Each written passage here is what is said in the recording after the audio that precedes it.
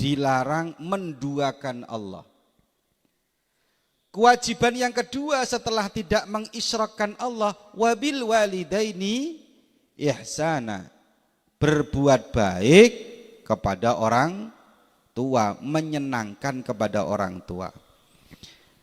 Lah, ini ada keterangan istimewa dalam kitab Ihya Ulumuddin karangannya Abi Hamid Muhammad bin Muhammad Al-Ghazali, juz 2 halaman 236.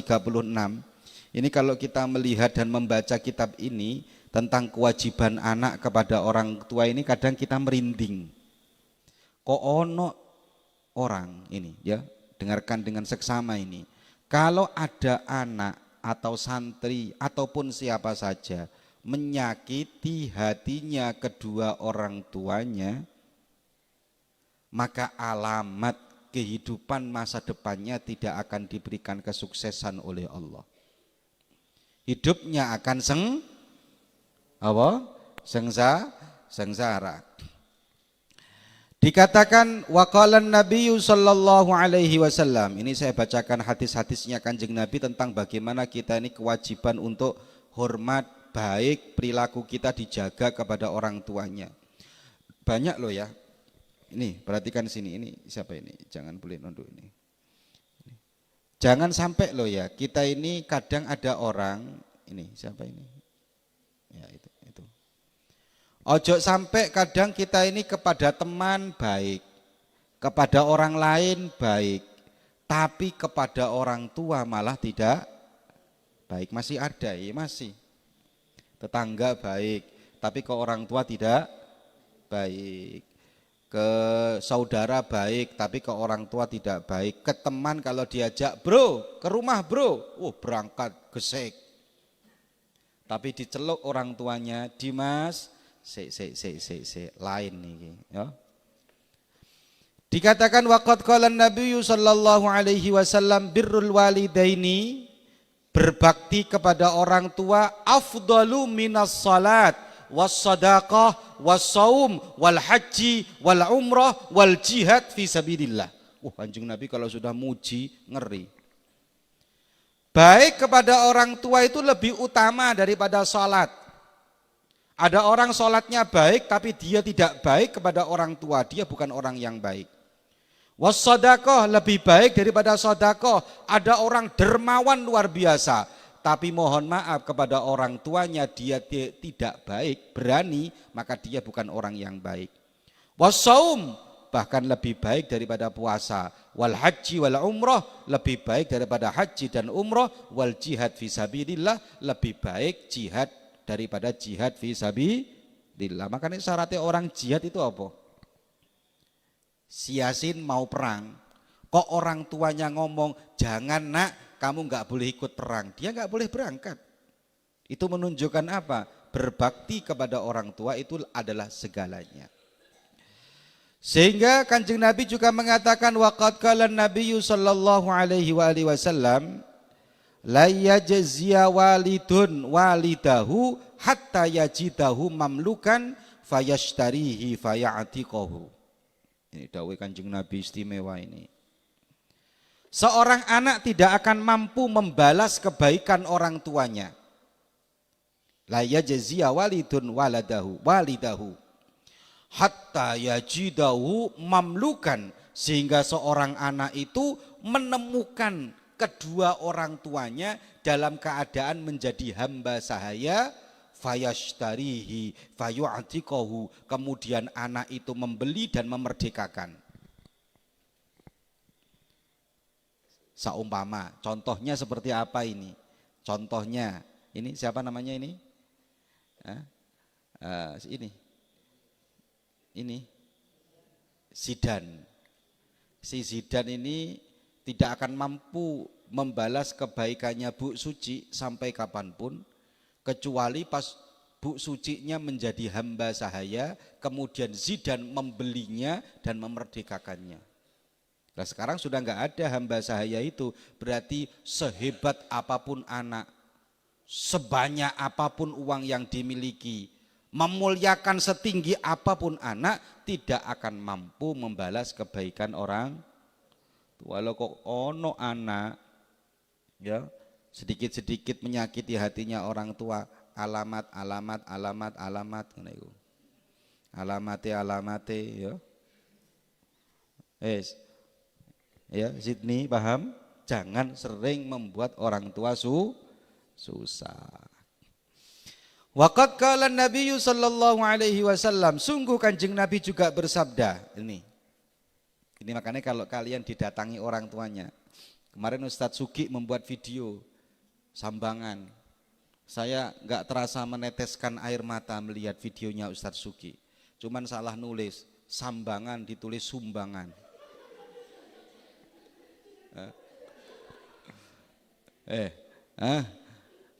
Saya teringat waktu anak-anak salaman terus duduk bareng dengan orang tuanya, Zen ini makan bareng dengan ibunya. Saya ingat bapak saya dulu ketika nyambang. Ya Allah, kok gini, kok mengingatkan waktu saya zaman dulu ini. Waqad qala, Kanjeng Nabi bersabda, man asbaha mardiyan li abawaihi. Nah ini, barang siapa di pagi hari dia sudah membahagiakan kedua orang tuanya, melegeh. Melegeh itu apa? Arti Maduranya kan melegeh, apa bahasa Indonesianya? Mebungah. Barang siapa di pagi hari seneng, mebungah, membuat orang tuanya seneng, ridho ke anak itu orang tuanya, asbahalahu babani maftuhani ilal jannah, maka sungguh orang itu di pagi hari bagaikan membuka dua pintunya surga. Jadi surga kita ini bukan di orang lain, surga kita ini ada di orang tua. Pagi kok kamu menyenangkan orang tua, ibumu senang, bapakmu senang, maka itu ibarat kalian membuka pintunya surga dua-duanya. Dua pintu surga kau buka. Waman amsa famislu dzalik. Kalau sore kamu melakukan seperti itu, famislu dzalik, berarti di sore hari kamu membuka pintu, dua pintunya surga, karena pintunya surga itu adalah orang tua. Ayo coba sekali-kali begini, ini dengarkan ini. Kalian pasti pingin sukses, ya enggak? Pingin enggak? Pingin sukses enggak? Pingin sukses. Gimana caranya pingin sukses? Suapnya lewat apa? Lewat orang tua. Kamu mau, Yasin, Pak, saya mau mendaftarkan ini masuk ke perusahaan ini. Gimana caranya? Orang tuanya disenangkan dulu, setelah itu dia suruh doa kepada Allah. Mardiyan li abawaihi, menyenangkan orang tua ibarat membuka pintu-pintu surga. Kalau pintu surga saja didapatkan, apalagi hanya urusan pintu dunia. Ya, paham ya? Ya. Jadi jangan gampang-gampang kita menyakiti hatinya orang tua. Wa in kana wahidan fawahidan. Nah ini penting. Kalau orang tuanya satu, maka dia membuka pintu surganya juga tinggal satu.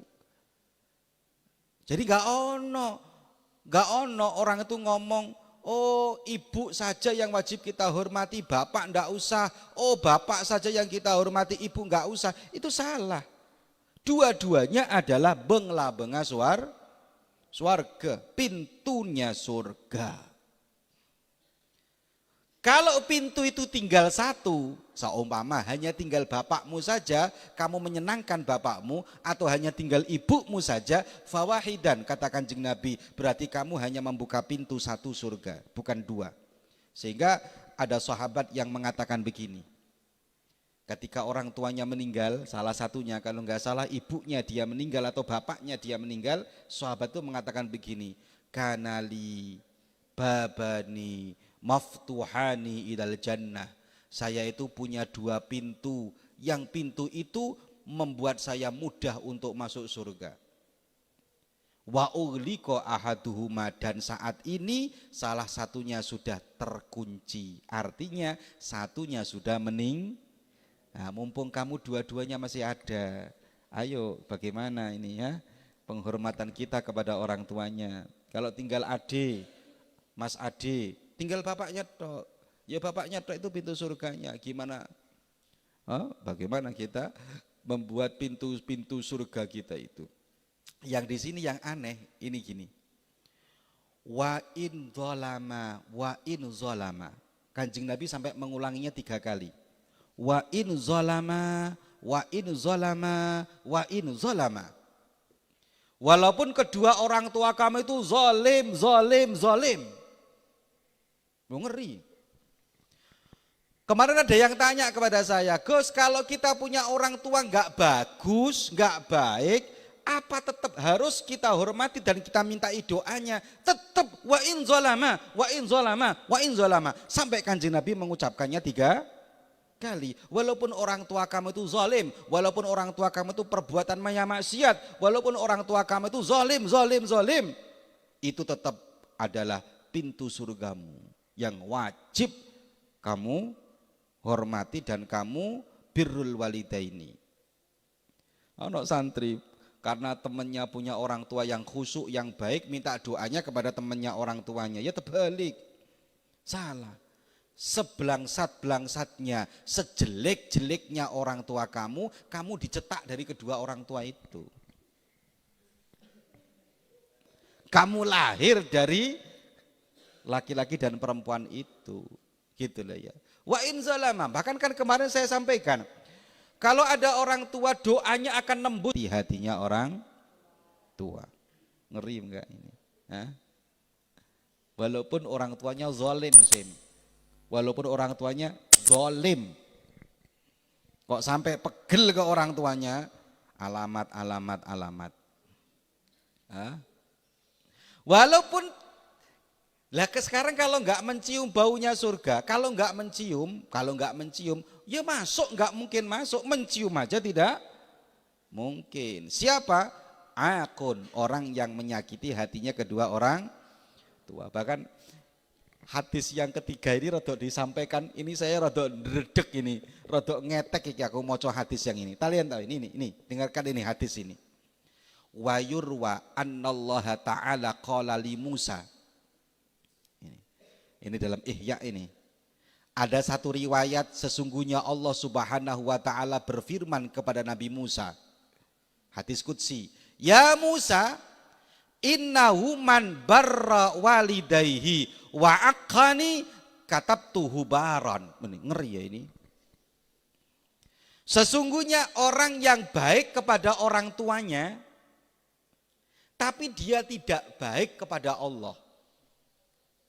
Baik kepada orang tuanya, tapi kepada Allah sikapnya tidak baik. Sholat ala kadarnya, tapi kepada orang tuanya luar biasa. Apa kata Allah? Katabtuhu baran, aku tulis dia orang yang baik. Nah, ngeri ya ini. Karena ridallah fi ridal walidaini. Ridhonya Allah itu tergantung ridhonya orang tua, sampai segini Allah memuji orang tua. Waman barrani, dan barang siapa yang terlalu taat kepadaku, taatnya kepada Allah luar biasa, malam tahajud, subuh awal, ya, duha tidak pernah ditinggal, sodakoh cakang, tapi wa'aqqa walidayhi, tapi dia menyakiti hatinya kedua orang tuanya, katabtuhu aqon, aku tulis dia orang yang tidak baik, aqon, orang yang akhlaknya buruk.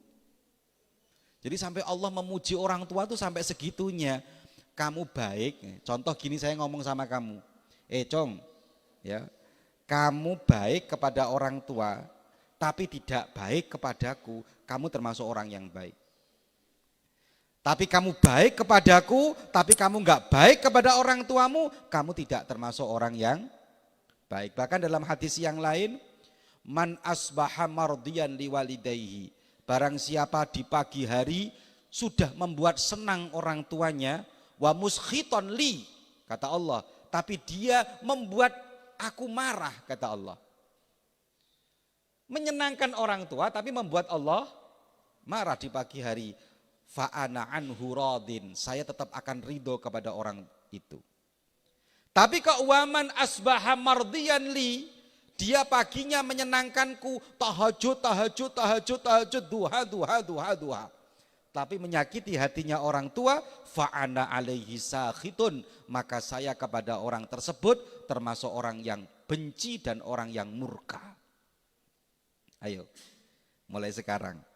Kok ono arek santri ngaji, cakang, tapi dia wis gini aja, wis ya, gini. Kok ono ustad ngadepi umat baik, akhlaknya baik kepada umat, menyenangkan Gusti Allah, tapi orang tuanya tidak diperhatikan, maka sakhitun, Allah tetap akan murka kepada orang tersebut. Ini hadisnya ngeri yo. Saya baca ini rodok ngeri saya. Yo apa iki maksudnya? Karena memang ridallah fi ridal walidain. Bahkan di sini juga dikatakan nabi yang tidak punya turun nabi itu siapa? Nabi siapa kemarin? Nabi yang tidak punya turun nabi. Nabi siapa? Nabi yang tidak punya turun. Kalau Nabi Isa enggak nikah, ya enggak mungkin turun nabi. Nabi itu semua mempunyai keturunan nabi, karena memang Allahumma ja'alni rabbana rabbi habli minas salihin. Saya ingin punya keturunan yang saleh. Nabi Zakaria punya Nabi Yahya, Nabi Dawud punya Nabi Sulaiman, ya kan? Nabi Ibrahim punya Nabi Ismail, Nabi Ishak. Nabi Yakub punya Nabi Yusuf, dan masih banyak lagi. Tapi anak nabi sih enggak punya anak turun nabi. Siapa? Nabi Yusuf tidak punya keturunan nabi. Wis rada lali ya, wis ngaji ya. Dikatakan di sini waqila lamma dakhala Yaqub ala Yusuf. Suatu hari Nabi Yakub itu masuk menemui Nabi Yusuf, tapi Nabi Yusuf lam yakum lahu. Nabi Yusuf tidak berdiri dalam rangka memuliakan kedua orang tuanya. Ibaratnya kamu ya sudah busuk, sudah berumah tangga, si Didik sudah berumah tangga, ibunya datang. Si Didik menganggap ibunya biasa-biasa datang. Oh, gimana bro? Apa katanya Allah? Fa'ahallahu ilaihi. Allah memberikan wahyu kepada Nabi Yusuf mengatakan atata'azzam. Ini dawuh Gusti Allah ke Nabi Yusuf. Atata'azzam antakuma li abika. Apa kamu sekarang sudah merasa mulia karena kamu jadi ustadz, jadi kiai, jadi pejabat, sehingga kamu lupa tidak mau berdiri memuliakan orang tuamu? Apa gara-gara orang tua kamu petani? Apa gara-gara orang tua kamu pedagang biasa, kamu sekarang sudah jadi pejabat, sudah jadi ustadz, sudah jadi kiai, kamu lupa tidak mau menghormat orang tuanya, tidak mau berdiri ketika orang tuanya datang? Gigir pengiran, marah pengiran, langsung pengiran mengatakan, ini kata-katanya rodok ngeri aku. Apa jadi pengiran? Wa izzati wa jalali, demi keagunganku, demi kemuliaanku, la akhrajtu min sulbika nabiyan, saya tidak akan pernah mengeluarkan dari tulang rusukmu satupun seorang nabi.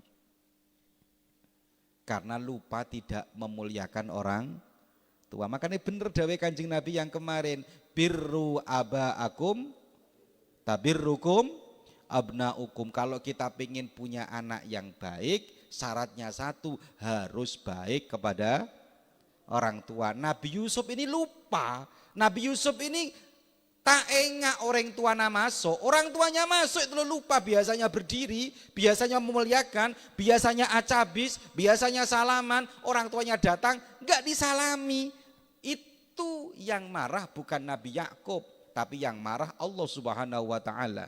Fa wa izzati wa jalali, demi keagunganku, demi sifat muliaku, la akhrajtu min sulbika nabiyan, maka aku tidak akan melahirkan dari tulang rusukmu satu nabi pun. Maka kata para ulama, semua nabi menurunkan anak nabi kecuali Nabi Yusuf. Kalau kamu tanya, lu ono Gus Nabi sapa? Nabi Isa. Ya pantes Nabi Isa, wong Nabi Isa enggak nikah. Ono meneh Nabi Yahya. Nabi Yahya juga nikah tapi tidak sempat berhubungan suami istri, ya toh. Jadi Nabi sih enggak patek mania, maksudnya enggak, bukan patek mania enggak. Maksudnya Nabi yang enggak begitu mementingkan nikah itu dua itu. Nabi Isa enggak nikah, Nabi Yahya menikah tapi tidak berhubungan. Tapi Nabi yang paling banyak istrinya ya banyak. Hah? Nabi Dawud berapa kemarin? 100. Nabi Dawud istrinya berapa? 100. Nabi Sulaiman istrinya berapa? 200. Ghairas sarari, selain selain ini ya, apa namanya, selir-selirnya. Selir-selirnya tok kalau dianggap 300, saumpamane selirnya 300, istrinya 200, ya 500. Nah, kenapa seperti ini? Nanti kita terangkan kapan-kapan ya. Jadi ada beberapa kesimpulan, ada nabi yang memang syariatnya ketat urusan masalah pernikahan, ada yang tidak ketat. Tengah-tengahnya adalah syariatnya Kanjeng Nabi Muhammad sallallahu alaihi wasallam. Cukup ini, semoga kita diberikan ilmu oleh Allah, ilmu yang barakah manfaat. Amin Allahumma amin. Al-Fatihah.